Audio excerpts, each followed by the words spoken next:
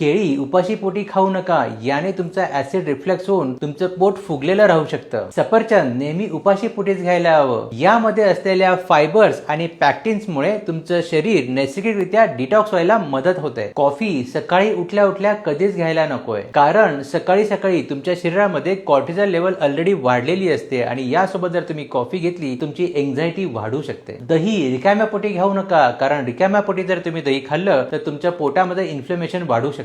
रात्रीच्या जेवणात तुम्ही भात खायलाच नको. यामध्ये कार्ब जास्त असतात, याने डायजेशन प्रोसेस स्लो होते आणि तुमचं वेट गेन सुद्धा होऊ शकतं. दूध रात्री झोपण्यापूर्वी घेणं अतिशय चांगलं असतं, कारण यामध्ये ट्रिप्टोफॅन असतं, जे तुम्हाला नैसर्गिकरित्या झोप यायला मदत करतं. आंबट फळं जशी लिंबू, संत्रा, मोसंबी हे उपाशी पोटी कधीच घ्यायला नको. याने तुमच्या शरीरातली ऍसिडिटी वाढून पोटात अल्सर सुद्धा तयार होऊ शकतो. सकाळी उठल्याबरोबर नट्स जसे की काजू, बदाम, शेंगदाणे खाणं अतिशय योग्य आहे, कारण याने डायजेशन इम्प्रूव्ह होऊन तुम्हाला एनर्जी नक्की मिळू शकेल. टमाटे रात्री खाणं अवॉइड करा, याने ऍसिडिटी वाढून तुमची झोप डिस्टर्ब होऊ शकते. डार्क चॉकलेट हे नेहमी दुपारी खायला हवे, याने तुमची एनर्जी बूस्ट होईल. आणि हो, जर हे डार्क चॉकलेट तुम्ही रात्री खाल्ले तर तुमची झोप नक्की डिस्टर्ब होईल. यासारख्या अजून छान छान हेल्पफुल टिप्स साठी तुम्ही संजीवनी होमिओपॅथीला फॉलो करा, कारण होमिओपॅथी म्हणजे संजीवनी.